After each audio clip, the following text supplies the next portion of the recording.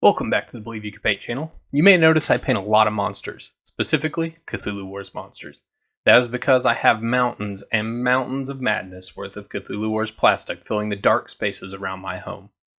The problem is, I don't get to play Cthulhu Wars very often.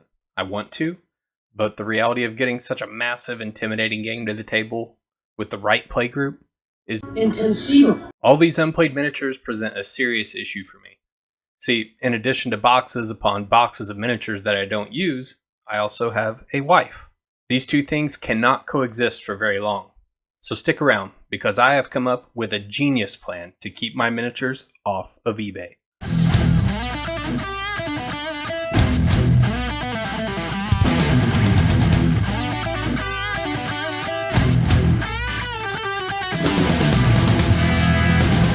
Okay, so my wife would never actually put my minis on eBay, and hopefully she doesn't divorce me over them either. But unused or rarely used miniatures lying around do pose a legitimate logistics issue to a lot of gamers. Just take a look at my game closet, and my office shelf, and these boxes over here, and this desk, and my windowsill. That's a lot of real estate. My assumption is that for most of us, there wouldn't be an issue if all this plastic was being put to use regularly. But when they're just lying around 363 days a year, we start to question if the space can be used for something better. And that brings me to the theme of this video. I suggest, instead of thinking about what else you can use the space for, first think about what else you can use the miniatures for. Today, I'm painting the Bowl, or Dull, miniature from Cthulhu Wars.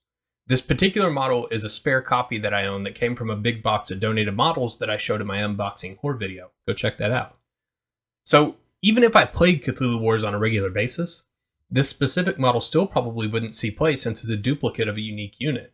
So it is truly a useless model taking up space, right? Well, maybe it was, but now it's not. This is the Sandy Peterson's Cthulhu Mythos supplement for 5e, and Bowl has its own entry in the bestiary. If you play D&D, this opens up a wide world of opportunity to use this unit. If you prefer Pathfinder, there's this, the Sandy Peterson's Cthulhu Mythos supplement for Pathfinder. And here is Bowl's entry. You can easily find ways to use Bowl for other Lovecraft RPG systems, like Call of Cthulhu, Fate of Cthulhu, Delta Green, etc. It doesn't end there. Those are just some of the ways you can use the Bowl miniature. If you stop thinking of the unit as Bowl, or Dull, and start thinking of the model itself, you get even more flexibility. For example, my Bowl is going to be sporting a purple epidermis, which makes it a great stand-in for a purple worm from the D&D 5e monster manual, seen here. Now maybe you aren't an RPG player. Well, your options are admittedly a bit more limited, but there are still a lot of options. The next biggest opportunity I see is on the wargaming front. There are loads of new mini-agnostic games launching every single day. You have games like Frostgrave, Warlords of Erewhon, Rangers of Shadowdeep, Open Combat, A Billion Suns, and Stargrave, to name a few.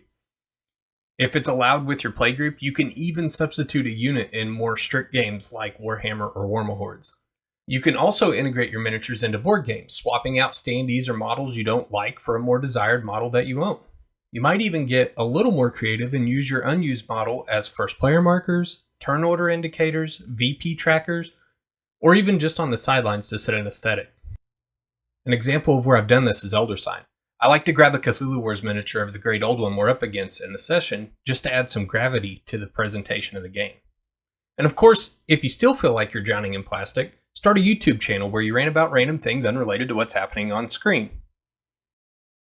Alright, all that said, let's catch up with a paint job today.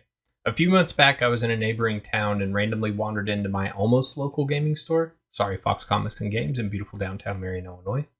To my surprise, they had added racks and racks of Army Painter war paint since last time I'd visited their location. Now, I love Vallejo, and they are the likely acrylic paint that I'm going to buy off the internet. But plans change when you're standing in a store with racks and racks of paints begging you to buy them. Plus, I've loved my other AP gear so much more than the internet said that I would that I couldn't justify walking out without grabbing some paints and trying them. And like it was meant to be, I saw the AP Air Barbarian Flesh and Alien Purple on the shelf and immediately thought of this Bowl model. I could picture how good it would look in these colors and how cool it would be to paint it up like a purple worm. So I grabbed both paints along with my AP cutting mat and I was on my way. So for this model, our starting formula was the same as what we've been doing for a while now on this channel. I used a Citadel Chaos Black primer. I used the Liquitex Titanium White in my Sotar 2020 to zenithal highlight. And then we airbrushed on the AP Air Alien Purple. I gotta say, the paint looked really good. I was able to spray it really good. I really liked it. I think I thinned it 2-to-1, which is usually my go-to. I try to keep it simple. So thinned it 2-to-1. It sprayed really, really well. Now that was the war paint air line, so not the regular war paint. You probably have to thin it more if it was the regular war paint. Same thing with the Barbarian Flesh. It was the air, and both of those looked exactly like they looked in the bottle once they dried. They sprayed phenomenally.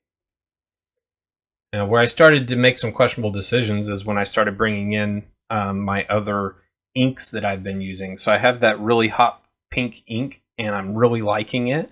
And so I use that along the edges of the cuts.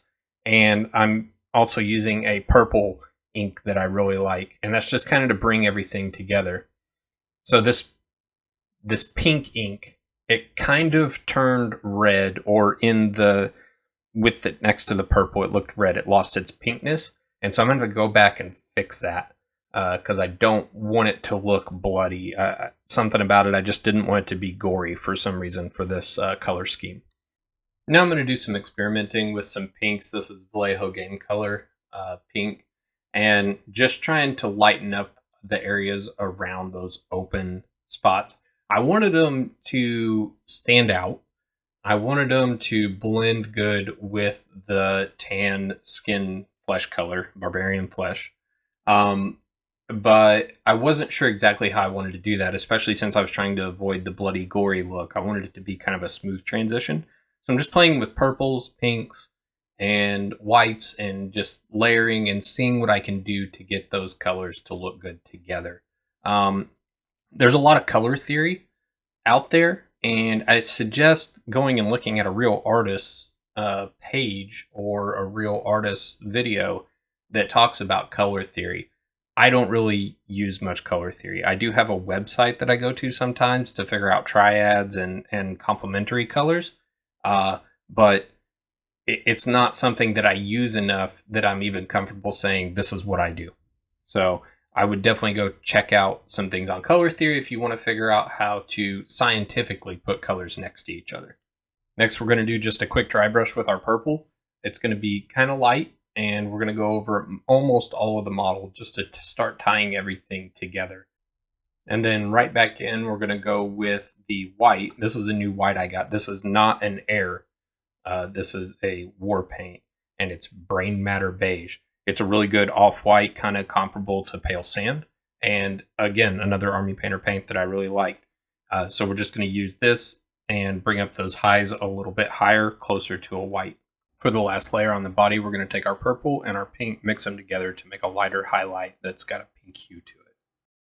For the base, I'm going to do something that I've never done before. So we're going to start with just a base coat in Stonewall Gray from Vallejo Game Color. And then, like usual, slather that in Nuln Oil.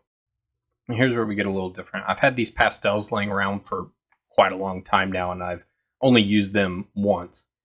And what I want to do is try to give this guy a dusty look, like he's just erupted from the ground and there's dust everywhere. And I want to give it just a little bit of a different texture than what just the varnish will do.